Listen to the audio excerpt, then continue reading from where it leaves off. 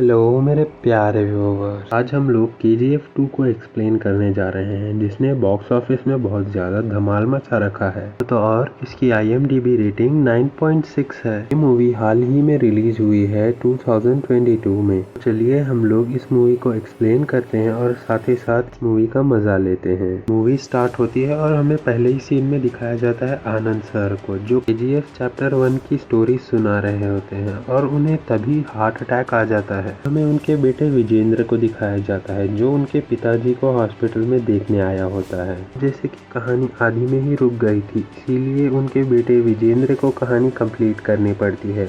इसीलिए वो आनंद सर की ऑफिस में जाते हैं। थोड़ी देर तलाश करने के बाद उन्हें KGF चैप्टर 2 की बुक मिल जाती है। कहानी फ्लैशबैक में जाती है, जहाँ पर गरुड़ा के मरने के बाद सारे लोग रॉकी की तरफ हो गए होते हैं। सारे लोग गरुड़ा के आदमियों से लड़ने लगते हैं और अब रॉकी के हाथ में KGF का कंट्रोल आ चुका था। अब जैसे ही गरुड़ा के पार्टनर्स आते हैं, वो सोचते हैं कि विराट अपना अभिषेक कर रहा होगा, पर नहीं, इधर रॉकी का राज चल रहा था। सभी लोगों को बताता है कि उसने विराट को पहले ही मार दिया है और अब उसका ही राज चलेगा इधर। यहाँ पर एंड्रयू राजेंद्र देसाई के साथ कमल भी होता है, जो बहुत ज्यादा उछल रहा था, इसीलिए रॉकी उसे वहीं पर शूट कर देता है। तो और रॉकी ने रीना को भी अगवा कर लिया था, यानी कि वो उसे अब उसके साथ ही रखेगा।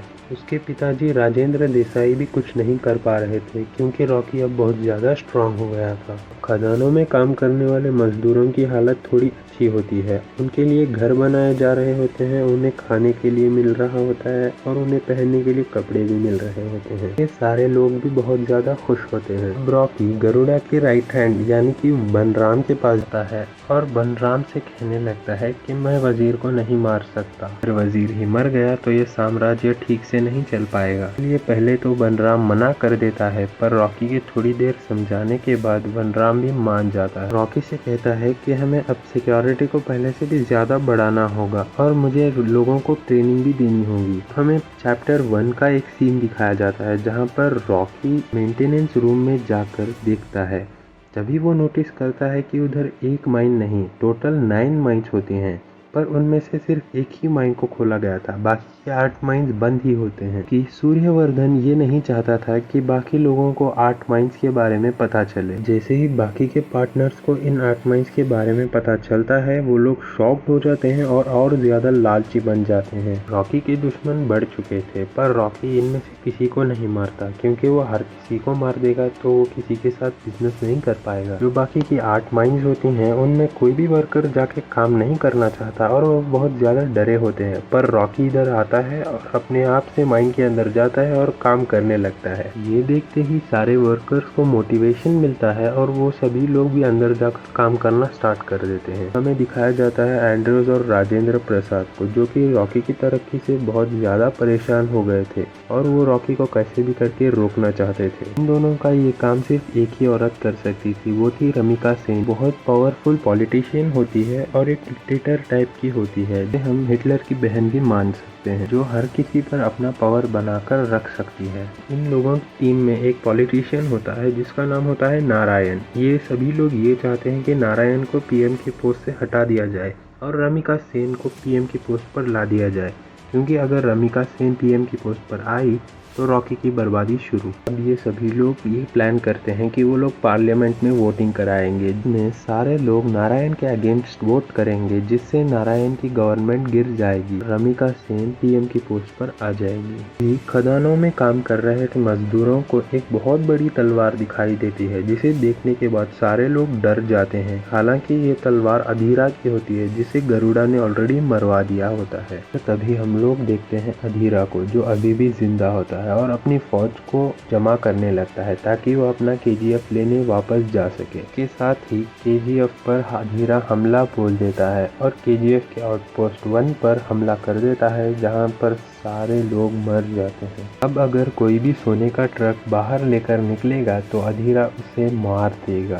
साथ ही साथ रॉकी के पार्टनर भी अधीरा की तरफ हो जाते हैं और वो सभी लोग ये प्लान बनाते हैं कि कैसे भी रॉकी को KGF से बाहर ले आना होगा। इसीलिए वो लोग राजेंद्र प्रसाद को शूट कर देते हैं। ये सुनते ही राजेंद्र प्रसाद की बेटी रीना KGF से बाहर निकल जाती है और उसके पिताजी को देखने जाने लगती है, जैसे ही रॉकी को ये बात पता चलती है, रॉकी भी उसके पीछे जाने लगता है। कुछ देर आगे जाने के बाद रीना को अधीरा के लोगों ने किडनैप कर लिया था और रॉकी रीना को बचाने के लिए जाता है और यहाँ पर हमें एक बहुत ज़बरदस्त एक्शन सीन देखने को मिलता है जिसे आप लोग थिएटर में ही फील कर सकते हैं। दूर से ही अधीरा ने रॉकी पर निशाना लगाया होता है और वो उस पर गोली भी चला देता है, पर उसे जान से नहीं मारता क्योंकि अधीरा ने देखा होता है केजीएफ के लोग रॉकी की बहुत ज़्यादा इज्जत करते हैं। जब रॉकी को ऐसे घायल देखेंगे तो उनका विश्वास टूट जाएगा। एकदम वैसे ही जब रॉकी घायल हुआ केजीएफ में जाता है तो वैसे ही सभी का विश्वास उड़ने लगता है। दूसरी तरफ बॉम्बे का शेट्टी और सारे लोग जो रॉकी से नफरत करते थे वो लोग रॉकी के सपोर्टर्स को मरवा देते हैं। दूसरी तरफ जब भी कोई ट्रक बाहर निकलता था अधीरा उनके सारे लोगों को मार के वापस भेज देता था। ये देखकर सारे लोग बहुत डर जाते हैं। केजीएफ में अब सिर्फ 8 दिन का खाना बचा होता है। इसके दौरान रॉकी अभी भी घायल होता है और कंप्लीटली ठीक नहीं हुआ होता है, पर इसी के दौरान शेट्टी उसे कॉल करता है और उसे धमकी देता है और तो और बदतमीजी भी करता है। सब सुनने के बाद रॉकी अपने मुंबई वाले चाचा को फोन करता है जिनके साथ वो बचपन में रहा करता था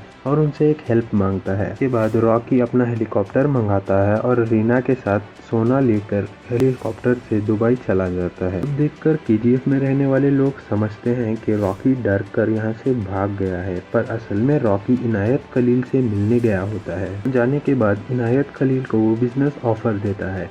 वो कहता है कि अफ्रीका से डायरेक्ट सोना इंडिया को पहुँचा दे।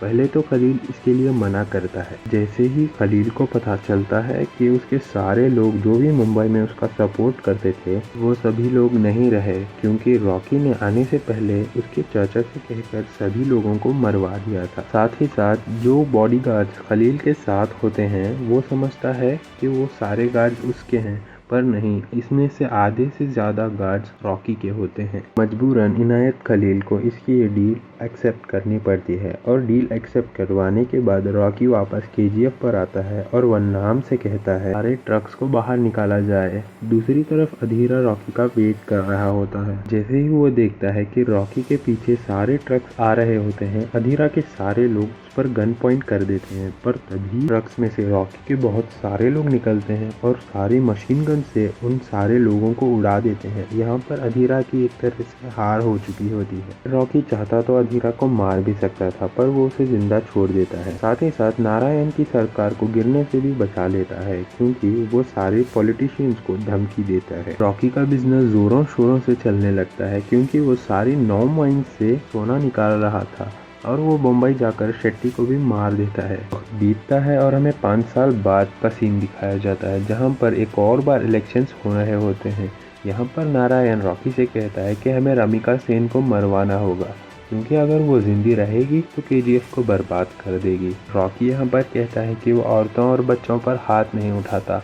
ये कहता है कि अगर उसे हाथ उठाना पड़े तो उससे अच्छा हाथ जोड़ लेगा। इलेक्शन का रिजल्ट भी आ गया होता है और रमिका ऑब्वियसली जीत गई होती है और सारे लोग रमिका को रॉकी और केजीएफ की कहानी सुनाने लगते हैं। हमें ये भी पता चलता है कि इतने सालों में रॉकी ने केजीएफ को बहुत ज़्यादा डेवलप कर दिया होता है। जो लोग यहाँ पर कीड़ों जैसी जिंदगी जी रहे होते हैं अब उनके पास बहुत अच्छी लाइफ होती है। रॉकी सारी कहानी सुनने के बाद रमिका कहती है कि सारे इंडिया में चाहे रेड डाल दो पर रॉकी के खिलाफ कोई भी एक सबूत लाओ और उसे अरेस्ट कर लेंगे। और इसी के लिए वो एक स्पेशल टीम भी बनाती है। हमें आनंद को दिखाया जाता है। हाँ, वही आनंद जो फर्स्ट पार्ट में मूवी को सुना रहा होता है। इसमें वो काफी यंग होता है। वो छिप करके केजीएफ की फोटोज क्लिक कर रहा होता है पर रॉकी के आदमी उसे पकड़ लेते हैं। उसे रॉकी के पास लेकर जाते हैं पर यहाँ पर रॉकी उससे काफी इम्प्रेस हो जाता है। एक नॉर्मल लेखक होने के बाद भी वो काफी ब्रेव होता है। रॉकी उसे ऑफर देता है कि वो उसकी सारी लाइफ स्टोरी लिखे और सच सच लिखे। इसी बीच पुलिस काफी जगह रेड डाल रही होती है पर उन्हें किसी जगह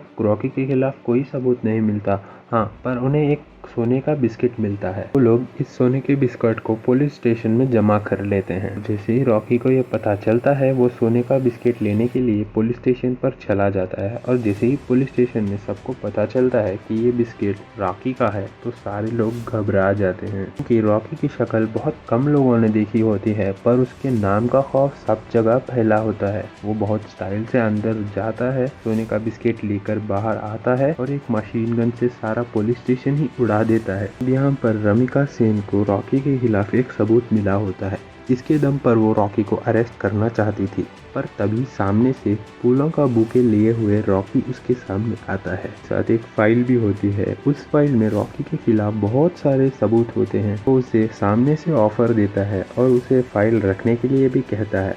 अगर वो चाहे तो कोई भी केस उठाकर उसके खिलाफ दर्ज कर सकती है। रमिका भी वो फाइल लेने के लिए तैयार हो जाती है, पर तभी दूसरे सपोर्टर आते हैं जो कि उसकी पार्टी से होते हैं। वो लोग बताते हैं कि सारे 200 पॉलिटिशियंस को रॉकी ही फंडिंग देता है। ये मतलब है कि अगर वो लोग केस बनाएंगे और रॉकी को अरेस्ट करेंगे, तो रमिका की पार्टी के लोग भी रॉकी के साथ मिले हुए हैं। इसका खुलासा हो जाएगा और उसकी पार्टी भी गिर जाएगी। यहाँ रमिका भी मजबूर होती है और उसे धमकी देती है और रॉकी भी यहाँ से निकल जाता है। से जाने के बाद रॉकी सारे सोने की डिलीवरी को होल्ड कर लेता है और डिलीवर नहीं करता। ये देखने के बाद इनायत खलील को बहुत ज्यादा गुस्सा आता है, क्योंकि रॉकी यहाँ पर उसकी मनमानी कर रहा था। तो रॉकी के पार्टनर्स भी उससे काफी परेशान होते हैं और वो लोग अधीरा की मदद मांगते हैं। और इनायत खलील भी अब अधीरा की सपोर्ट में आ जाता है। अधीरा जो इतने सालों से जिंदा होता है और वो केजीएफ में काम कर रहे लोगों को पकड़ कर वहां से उनसे इंफॉर्मेशन निकालता है। और इतने सालों के बाद उसके पास केजीएफ का एक मैप होता है। कहता है कि माइंस में जाने के सिर्फ 2 रास्ते हैं और उन दोनों रास्तों पर बहुत हाई सिक्योरिटी होगी, इसीलिए वहां से जाना मुश्किल होगा। इसीलिए उसे दूसरी माइन के अंदर से घुसकर जाना पड़ेगा। इस माइन की जानकारी उसे दूसरों के पास से लेनी होगी। ये पता करने का काम अधीरा एंड्रियो को देता है, और अगर एंड्रियो ऐसा नहीं करेगा तो वो उसे जान से मार देगा। रॉकी उसकी माँ की कब्र वहाँ से निकाल लेता है, जहाँ पर उसकी कब्र दफन हुई होती है, और उसकी बहुत बड़ी समाधि बनाता है और उसके नशेड़ी पिता को भी काम पर रख लेता है। काम था उनकी माँ की समाधि पाक करना, यानी कि वो एक बहुत लापरवाह बाप और हस्बैंड होते हैं, इसीलिए रॉकी ने उन्हें ये सजा दी होती है। अब उन्हें जिंदगी भर यही काम करना पड़ेगा। इतना सब होने के बाद रीना भी रॉकी से आखिरकार इम्प्रेस हो जाती है और वो लोग शादी कर लेते हैं। यहाँ पर अधीरा को किसी ने बहुत काम की इंफॉर्मेशन दी होती है कि इस लोकेशन के बारे में पता चल जाता है कि जहाँ से वो खुदाई करेगा तो उन्हीं में से किसी एक माइन में वो जाकर निकले। अगले सीन में हमें पता चलता है कि रीना प्रेग्नेंट हो चुकी है। ये खुशी से रॉकी को बताने जाती है। जैसे ही रॉकी ये सुनता है वो खुश होने लगता है। तभी अधीरा के लोग पीछे से रॉकी पर हमला कर देते हैं। यहाँ पर अधीरा के गुंडे रीना को शूट कर देते हैं और ये देखकर रॉकी बहुत ज्यादा आग बबूला हो जाता है। बहुत बड़ा झटका भी लगता है उसे। तभी यहाँ पर फाइनल फेस ऑफ होता है और रॉकी और अधीरा के बीच में एक बहुत बड़ा और घमासान युद्ध होता है, जो कि बहुत ज्यादा अमेजिंग है। फाइट को आपको थिएटर में एक बार जरूर एक्सपीरियंस करना चाहिए। पर आखिर में रॉकी अपना हथौड़ा उठा लेता है और अधीरा को इतना मारता है कि उसकी गर्दन ही निकाल लेता है और उसे जान से ही मार देता है। रॉकी को पता चलता है कि अधीरा को इन्फॉर्मेशन बाहर से मिली थी और वो तभी पार्लियामेंट में चला जाता है सारे लोगों के साथ। पार्लियामेंट में बहुत सारे नेता होते हैं। रमिका सेन यहाँ पर स्पीच दे रही होती है। रमिका सेन का एक ही मोटिव होता है कि रॉकी के अगेंस्ट वारंट निकालना, चाहे उसे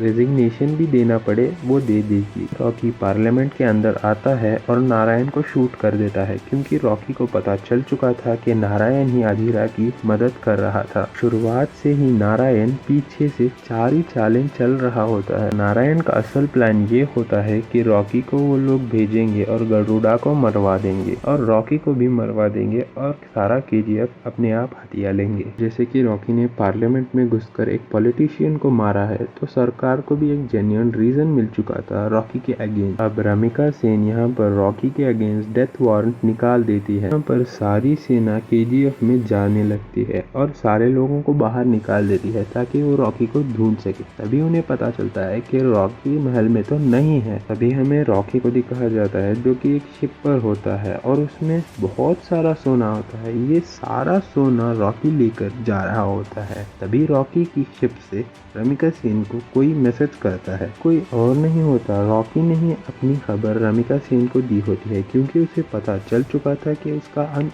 आ गया है। अब जैसे ही फाइटर प्लेन्स शिप पर हमला करते हैं, रॉकी के साथ साथ सारा सोना शिप के साथ डूब जाता है और कभी भी किसी को दिखाई नहीं देता। और रमिका सेन ने भी रॉकी के सारे एविडेंस मिटा दिए होते हैं। कि रमिका सेन चाहती थी कि रॉकी के बारे में कोई भी जान ना पाए। अब यहाँ पर आनंद एक ऐसा शख्स होता है जो कि रॉकी के बारे में जानता था। थोड़े साल बाद उसने रॉकी पर लिखी हुई बुक को पब्लिश कर दिया था और वो बुक हिट भी रहती है। और उस बुक में हमें इस जिक्र का भी बताया जाता है कि केजीएफ के लोगों ने रॉकी का एक बहुत बड़ा स्कल्पचर बनाया था, क्योंकि केजीएफ के लोगों के लिए रॉकी एक भगवान जैसा था। इसी सैड एंडिंग के साथ ये मूवी ख़त्म हो जाती है। Thank you for watching. मिलते हैं नेक्स्ट वीडियो में।